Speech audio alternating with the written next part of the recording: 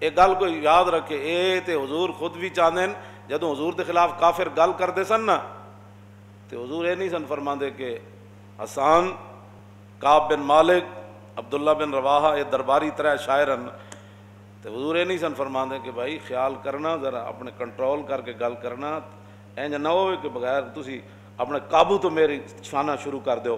نانا جدوں حضور دے خلاف گل ہوندی تے حضور ممبر پہ چھواندے تے حضور فرماندے قولوا لہم کما قالوا، فرمایا جس انداز وچ انہاں گل کیتی نا اسی انداز وچ میرے غلاموں انہاں دا منہ بنو۔ اے تے وَإِنَّكَ لَعَلَىٰ خُلُقٍ عظیم کے مالک نے یہ بات فرمائی ہے۔ جو امن اور سکون کی باتیں کرتے ہیں نا ان کو پتہ ہونا چاہیے امن بھی بغیر تلوار کے نہیں رہ سکتا۔ سکون کی باتیں کرتے ہو نا تو پھر بارڈر سے ہٹا دو سارا کچھ، کیونکہ تم تو امن والے ہو۔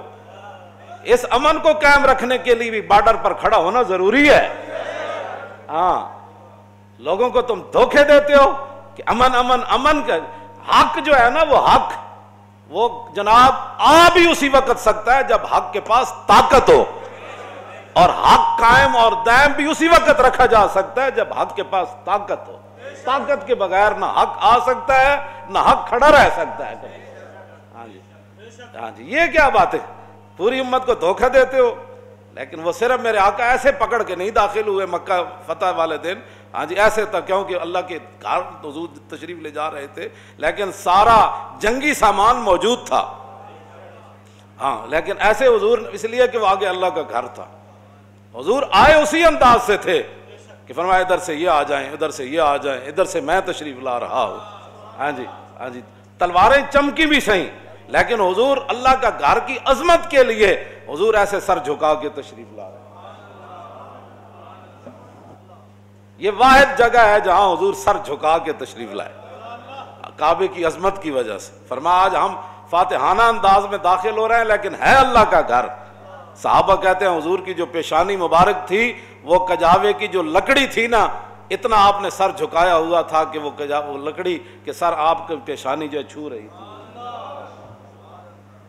اس دن بھی جب حق داخل ہوا نا مکے میں، کیوں جی وہ باطل کو مٹانے کے لیے داخل ہوا تھا اور بتوں کو توڑنے کے لیے داخل ہوا۔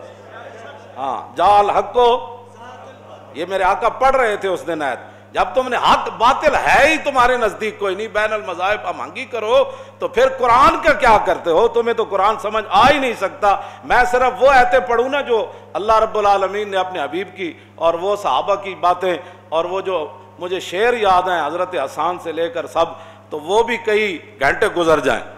روحی الفداء لمن اخلاق شہدت بانہ خیر مولود من البشری۔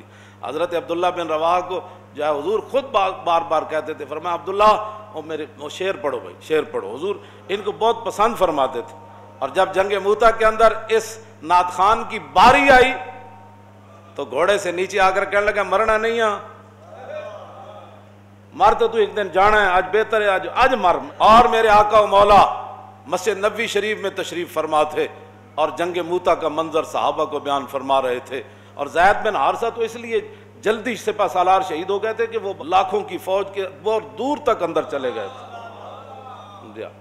اور یہی وہ زید بن حارثہ ہے کہ جن کو ان کے خاندان لینے کے لیے آیا، بھائی آیا، چچا آیا، ہاں جی، اور انہوں کیا حضور اینو بھیج دو، سانو مل گیا ہے تو غلام ہے۔ تو فرمایا جی اے جاندا ہے تو میں انہوں نہیں کر روکدا، انہوں جان دی زید نو اجازت ہے۔ تے اپنے پیو نو تے اپنے برا تے چاچے نو کہنے لگے او جاؤ اپنا کام کرو، مر ہی جاؤں جس در سے جاؤں دو قدم۔ زندہ بھی رہے تو کس شان نال رہے، اور رسول اللہ جدو موتا بھیجا تو پھر کس شان نال دنیا تو گئے۔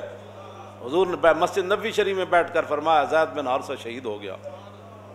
اب جھنڈا جو ہے وہ جعفر طیار نے اٹھا لیا، اور جعفر طیار تو میں پہلے بھی سنائی گل، جعفر طیار جدو گھوڑے تو زخمی ہو گیا، جلدی زخمی ہو گیا گھوڑا، تو اور جدو نیچے آئے تو اینج کر کے فرمان لگے جنت اتنی قریب آ گئی۔ اور حضور نے فرمایا تھا جب ان کے بازو کٹ گئے تھے نا تو اللہ نے انہیں جنت کے پر عطا فرمائے تھے، وہ پروں سے اڑتے تھے ایسے جنت۔ دونوں بازو کٹ گئے جنگ موتا میں، یہ بھی کٹ گیا، پھر جھنڈا اس میں پکڑا، جب یہ بھی کٹ گیا تو پھر جتنے وہ بازو بچے تھے جھنڈا اس میں تھام لیا، پیچھے سے عبداللہ بن رواحہ آ گئے۔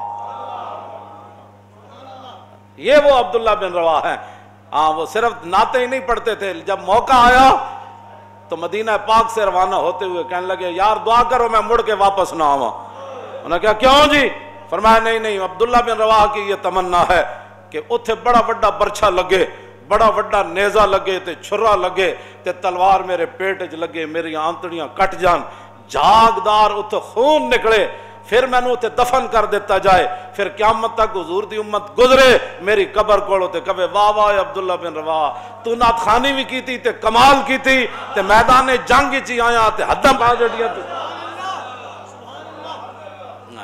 یہ وہ عبداللہ بن رواحہ ہے. جدوں حضور دی نعت پڑھتے سن تے کہن سن روحی الفداء لمن اخلاقو شہدت بانہ خیر مولود من البشری. فرمایا یا رسول اللہ ساڑیاں روحاں قربان ہو جان تواڈے انہاں اخلاق ہوتے اور انہاں عادات ہوتے, تواڈے اس حسن ہوتے, اس جمال ہوتے, انہاں ادامہ ہوتے. حضور تواڈے تو سونا نہ کوئی ہویا نہ کوئی ہو سی. گستاخ نبی کی ایک ہی سزا. ادھر والے بھی سن لیں اور پورا کفر بھی سن لیں. ہاں یہ ادھر والے بھی سن لیں جن کو تکلیف ہوئی ہے, شالا یہ تو آڑی تکلیف صدا برقرار رہے. ہاں تے حضرت جدوں خبیب بن عدی نو پھانسی دین لگے نا تے آپ پھانسی تے تختے تے کھڑے ہو کے تے ویکھیا نا جدوں, تو پھر آپ نے ایک دعائے جلال فرمائی سی, اللہم احسم عددا وقتلہم بددا اور لا تبق منہم احدا. اے اللہ اے نا سارے نو گن لے, ہاں اے اللہ اے نا سارے نو گن لے, اے گل فرمائی یا اللہ اے نا سارے نو گن لے ایک ایک نو, تے یا اللہ انہاں نو کلیاں کلیاں کر کے ماری, تے یا اللہ انہاں جو ایک بھی نہ چھوڑی. تے جڑے حضور دے گستاخاں دے بارے کروڑواں حصہ بھی حامیاں یا انہاں نو تکلیف ہے تے اسی یہ دعا منگدے ہیں یا اللہ انہاں نو گن لے, اتوں لے کے تھلے تک سارے نو گن لے, تے یا اللہ انہاں نو کلیاں کلیاں کر کے ذلیل کر کے ماری. انہاں نو اس طریقے نال ماری.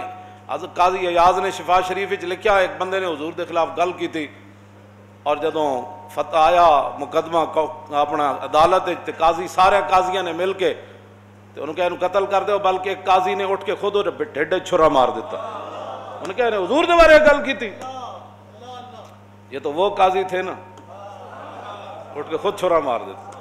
انہوں نے کہا انہوں ٹک ٹکی تے بنو پھانسی گھاٹ تے, انہوں نے جدوں بنیا نا جی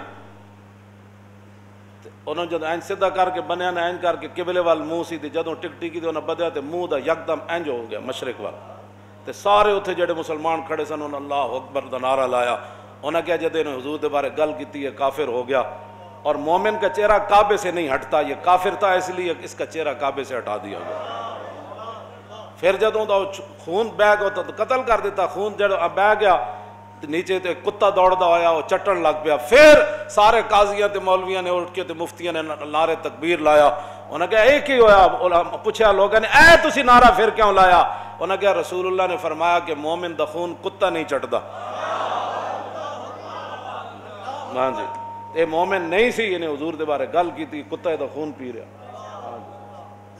اس واسطے حضور دے بارے گل کوئی نہیں کوئی کرے گا, حضور دے بارے کوئی کروڑواں حصہ بھی اتھے تے گل اللہ نے فرمایا آواز اچھی ہو جائے تے ایمان چلا جاندہ. ہاں او مسلمان حضور دے بارے گل کرے, کوئی مفتی کرے, کوئی قاضی کرے, کوئی وقت دا وڈا کرے, کوئی نکا کرے, مسلمان کرے, کافر کرے, ذمی کرے, حربی کرے, کوئی کرے, اشارہ کرے, کنایا کرے, حضور دی صفات گل کرے, حضور نو عیب لائے, کوئی کس قسم دی بات کرے, گستاخ رسول کی ایک ہی سزا. اے بات اے شرعی مسئلہ ہے, ساری کتاباں میرے کو موجود ہیں, اگر کسی نے نہیں سمجھتے ہم اسی دس سکتے ہیں. باقی رہ گیا منوانا, وہ تے اللہ نے فرمایا میرے حبیب تواڈے ذمہ اسی یہ نہیں پایا. کیوں جی اللہ کا باقی نفس کا اللہ یکون مومنین, آج تک آیت میں ترجمہ نہیں کیتا. ہاں جی کی اس قوم دے سامنے ترجمہ بندہ. عبداللہ بن رواحہ دا شعر میں پورا کر دے. عمت فضائل کل العباد کما عم البریت ضوء الشمس والقمر. فرمایا حضور نو اللہ نے اتنا حسین بنایا, اتنے اخلاق, حضور نو او عالی مقام عطا فرمائے کہ حضور ساری دنیا اتے انج چھا گئے جویں سورج تے چاند دی روشنی چھا جاندے. او حضور دی شان تے اے وے تساں حضور دے بارے گلاں کرنے ہو، تساں حضور دے بارے گلاں کرنے ہو، اے تے تساں تا 24 گھنٹے تساں حضور دا شکریہ ادا کرو، کدوں تے تساں بندر خنزیر بن چکے ہوندے۔ عطائے عرب جلائے کرب فیوز عجب بغیر طلب، یہ رحمت رب ہے کس کے سبب، بے رب جہاں تمہارے۔ خیمہ افلاک کا استادہ اسی نام سے ہے، اور نبض ہستی تپش آمادہ اسی نام سے ہے۔ زمین و زمان تمہارے لیے، مکین و مکان اور چنین و چنا، بنے دو جہاں اور دہن میں زباں اور بدن میں ہے جان، ہم آئے یہاں اٹھیں بھی وہاں۔ اتنی بات۔ اگلی بات، درباری شاعر ہے جی، درباری شاعر ہے، اور آخری یہ جو شعر ہے نا، یہ عبداللہ بن رواح جس خاک سے گزرے، اس خاک پر پوری امت قربان، حضور کی شان کیسے بیان کر گئے۔ آہا فرمایا لو لم یکن فی آیات مبینہ کانت بدیہتہ تغنی عن الخبری۔ فرماؤ میرے محبوب دے غلاموں، تساں تا حضور زیارت تساں حضور دی نہیں کیتی، حضور دا جلوہ تسی نہیں ویکھیا، حضور دا چہرہ انور تسی نہیں ویکھیا۔